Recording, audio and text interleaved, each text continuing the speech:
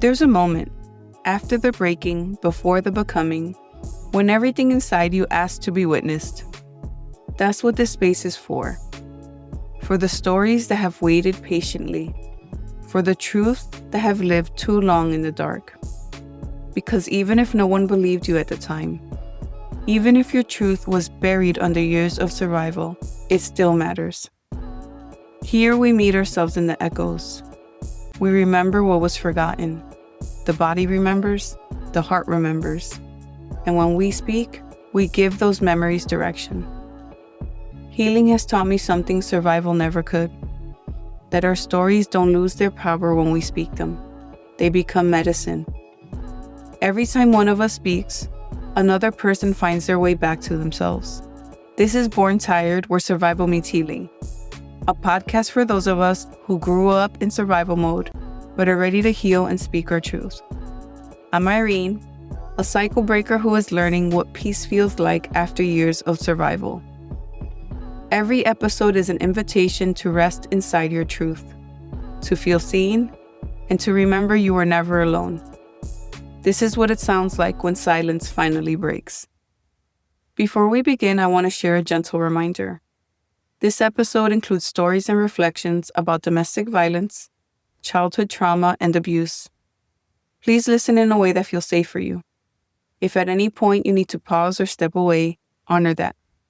Your well-being matters more than finishing the episode. If you or someone you know is in danger or needs support, you can reach out to the National Domestic Violence Hotline at 1-800-799-7233 or visit thehotline.org for free. Confidential help is available 24 hours a day. And if you're listening outside the U.S., you can find international hotlines and local resources at findthehelpline.com. You are not alone. Take care of yourself while you listen. This space isn't about polished versions of ourselves. It's about the messy, complicated, and often painful truths we carry. I believe healing happens when we stop pretending and start telling it as it is. So as I open up about my beginnings, I invite you to listen with compassion, not only for me, but for yourself. Living with complex PTSD has shaped the way I move through the world and how I heal. I've been in therapy for almost 2 decades now, and it's been one of the most transformative parts of my journey. I've done talk therapy and EMDR, and those experiences completely change how I understand my nervous system, how it reacts, protects, and sometimes still braces for what no longer is happening. Healing isn't linear, but consistency matters. Journaling has been one of my anchors, and meditation has become a daily ritual that helps me come back to my body when my mind wants to run. I also live with an autoimmune condition that literally mirrors my stress. I break out in hives when I go into fight or flight. My body keeps score in real time. It's a daily reminder that healing isn't just emotional, it's physical. One of the hardest things I've had to face is learning to trust people. My trauma taught me to see everyone's flaws first. A way to stay safe, to predict hurt before it happens. It's a survival habit that kept people at arm's length, even the ones who truly care. Healing for me is unlearning that, reminding myself that not everyone is a threat, and that vulnerability can exist alongside awareness. Since this is my very first episode, I want to take a moment to share why I started this podcast, what you can expect as you listen, and why telling stories matters so deeply to me. I started this podcast because for so long, I lived in silence, carrying experiences I didn't have the words or the safety to share. Healing began for me when I realized that survival was not the end of my story, and that speaking the truth could create space for others to feel less alone. Here you can expect honesty, reflection, and sometimes hard truths, but always with the intention of moving toward healing. Stories matter because they remind us that pain can transform into wisdom, that resilience has many faces, and connection is possible even in the places we once felt isolated. Before I share my story, I want to say this. Our earliest memories shape us in ways we don't always realize. They stay in our bodies, in the way we breathe, and the way we react when life feels uncertain. For me, survival mode began long before I had words for it. Looking back now, I can see how those early moments created patterns I've spent decades untangling. That's why I believe telling the truth about where we come from matters, because it helps us understand not only our past, but also the way forward. My parents were immigrants from the Dominican Republic, and that shaped so much of the atmosphere I grew up in. My father had what I could only describe as a Dr. Jekyll and Mr. Hyde personality. When he was sober, he was quiet, withdrawn, almost like he wasn't comfortable in his own skin. He wasn't affectionate. When I think back, there aren't many good memories that include him. My mother coped by shrinking herself as much as she could to avoid being his target. She was quiet, socially awkward, and deeply religious when I was a child. Her answer to my father's abuse was prayer, the hope that one day he would stop. She cared a lot about appearances and what her extended family thought. She worked hard to hide what was happening inside our home. Toward me, she was always cold and distant. Most of my earliest memories are full of chaos. My father drunk, and like always when he drank, he found something to fight about. Something wasn't where he left it. My mother didn't follow his instructions right, or the food wasn't right. Honestly, it wouldn't have mattered. If she had done everything perfectly, he would have still found something to attack. I remember the smell of alcohol on his breath. I learned the weather of my home by sound. The slow building wind of his voice, the sudden thunder of a slammed door, the aftershock of silence that always came too late. The way the air in the room felt heavy, like even the walls knew what was coming. My small body would tighten, bracing itself before the first explosion. He was like a volcano, unpredictable, simmering, always ready to erupt. We never knew when he would erupt, only that he would. Every day was walking on eggshells, holding our breath. It wasn't if, it was when. And that shaped my nervous system into constant high alert. When the eruption came, it was terrifying. He'd scream, verbally abuse my mother, throw plates, break things, always making sure we felt his anger. Hypervigilance became my survival skill. I learned to scan faces, voices, body language. Even now, decades later, sometimes I catch myself holding my breath in conflict. That habit was born in those years, waiting for the volcano to explode. Growing up in that house, I learned to survive by becoming different versions of myself. It was almost like I had multiple personalities depending on who I was with. Around my friends and my cousins, and I have a lot of cousins, I felt free. Almost like I could breathe again. I was loud, playful, full of joy, alive. At home, I was cautious, always on guard. Two versions of me side by side. And for a long time, I didn't know which one was real. That's the cost of survival. Splitting yourself to stay safe. Inside my home, I was also the eldest daughter. Being the eldest daughter wasn't just a role, it was a sentence.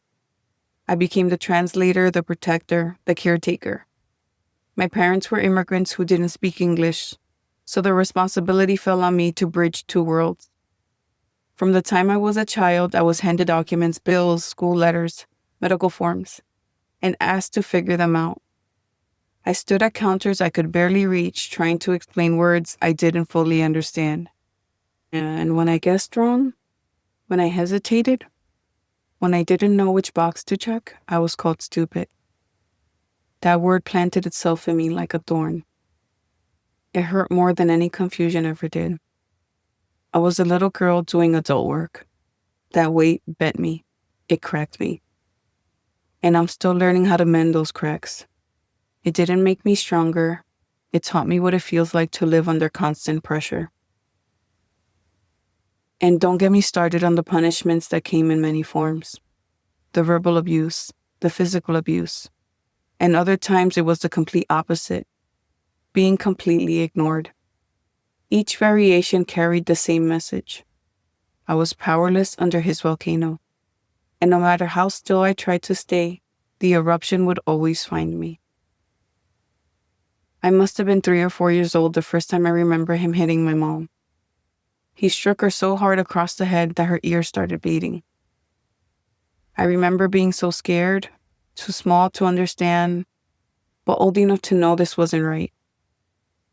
I had this Fisher-Price toy phone, the kind with a rotary dial and a smiling face. I picked it up and I tried to call for help. That image never left me. Little me dialing for rescue on a plastic phone. When that didn't work, I started yelling at him, trying to protect my mom. And in that moment, I became her protector and his scapegoat. Imagine that. A little girl standing between her mother and a grown man's rage. That was the role I carried. I was born into chaos, into responsibility, into survival mode before I even had a chance to just be a child. Meanwhile, my mother shrank herself. She prayed for change. She tried to keep up appearances for family who never saw the truth. To me, she felt cold, unreachable. I understand now she carried her own wounds, her own silence, her own survival mode. But as a child, all I felt was distance and the sting of emotional absence. There were many times I tried to protect her, stepping in like I was a parent, shielding her, distracting him, absorbing his anger. That became part of my role, and it left me with the blueprint for relationships I've had to carefully rewrite as an adult. My father carried the weight of being the black sheep of his family, and he passed that legacy on to me. He lived in anger, resentment, bitterness that he couldn't contain. I was seen as difficult, too outspoken, too much, and so I became the target. Sometimes he locked me in the bathroom for hours. When he locked me away, I would cry. I would cry until my body shook. I cried so hard I would exhaust myself, sobs breaking into hiccups and silence. Sometimes I fell asleep in the dry bathtub, not from peace, but from depletion. Picture that. A child small enough to barely reach the sink, trapped in a space that was supposed to mean privacy and safety. I would trace the sink with my fingers, make up stories in my head, stories where I was free, where my mom smiled, where the yelling never came. Those daydreams were my escape hatch, the only doorway out of a locked room. I gave the faucet a name and pretended it could talk back. I counted the tiny chips of the enamel of the tub like stars I could wish on. I learned to make stories out of cold surfaces.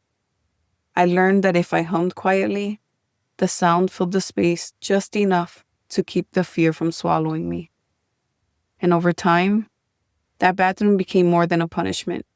It became a strange kind of refuge. Out of his sight, I was safe from his wrath. I whispered stories to myself, created worlds where I wasn't the scapegoat, where I wasn't the protector. And in that small space, I could disappear into imagination. Looking back now, it's heartbreaking.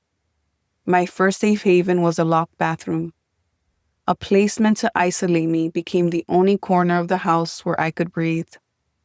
Safe, but only if I was hidden.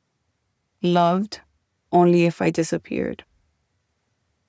As I sit here sharing these memories, I remind myself I am no longer that child. I have distance now, space, and a voice I didn't have then. I've grown, I've healed. I've created a life that is my own. But when I speak these words out loud, I can still feel how much that little girl lives inside me. Trauma doesn't vanish. It changes form, and healing is learning how to live alongside it with compassion. For me, that means learning how to listen to my body and what it's trying to tell me before it screams. It's meant learning how to pause before I shut down, to breathe before I disappear into analysis. Every tool I've picked up, therapy, writing, meditation, has been about rebuilding safety inside myself. Breaking silence is how cycles end. By speaking, I shine a light on what was once hidden. And in that light, there's a chance for understanding and transformation.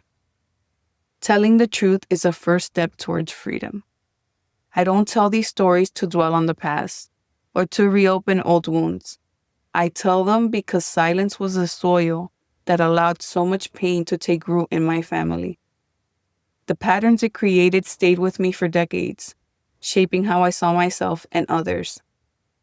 In the middle of that chaos, something inside me kept going. It wasn't strength. It wasn't resilience. It was survival. And survival comes with a cost. Survival has its own language. It teaches you to smile when you want to cry, to stay quiet when you want to scream, to say I'm fine when you're anything but. If you've lived this, you know, survival is a mask. And when you wear it long enough, it can take years to remember the face underneath. For a long time, I didn't know the difference between calm and shutdown. I thought quiet meant peace. I thought stillness meant safety. Healing for me has been learning a new script.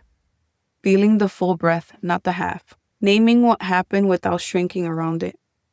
Offering myself the care I kept trying to earn from people who couldn't give it to me. Survival kept me here, but healing lets me stay. Children don't get to choose another life. That endurance kept me alive, but it came with the cost I am still reckoning with. Survival splits you. It carves patterns into your bones. It makes you carry burdens that never belong to you. It silences you until you learn to break the silence yourself. That's why telling my story matters. It's not just for me. It's for the generations that come after me. I will not pass down silence as my inheritance. My story will not end the way it began. Stories matter because they give shape to what was once invisible.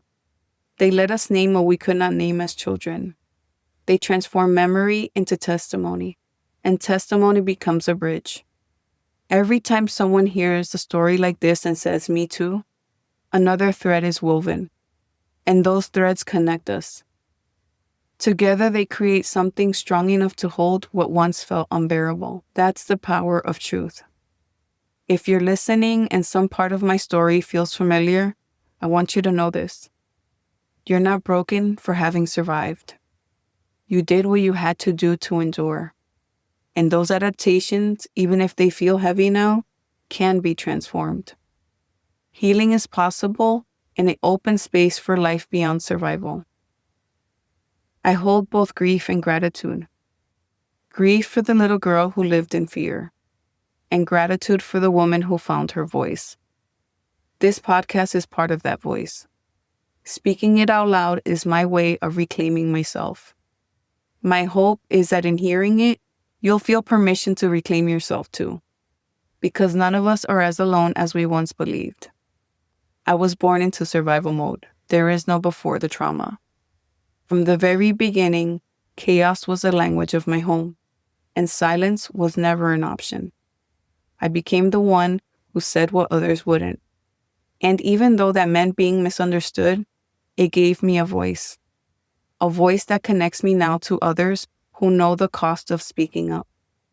That's why this podcast is called Born Tired, because some of us come into this world carrying burdens that were never ours to hold. Some of us are born tired, and yet here we are, still breathing, still healing, still speaking. This is the heart of what I want to create here, a space for truth, for healing, for connection. And it begins with telling the story as it is. As I share this with you, I want to invite you to place your hand on your heart. Remember one thing you survived that felt impossible at the time. You're still here, and that matters. If this episode resonated with you, please share it with someone who might need it. And take a moment to leave a review wherever you listen. Your review helps others find the podcast and reminds others they're not alone. Don't forget to subscribe or follow the show so you never miss an episode. If you'd like to connect beyond the podcast, you can find me on Instagram or TikTok at Born Tired Podcast. I'd love to hear what resonated with you. And if you'd like to support the podcast, there's a link there to buy me a coffee. Thank you for being here, for listening with an open heart. Most of all, remember this: your story matters, your voice matters, and you are not alone.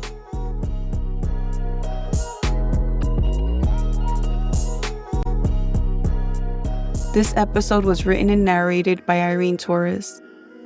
Audio production by Carlos Torres. Original music composed by Carlos Torres.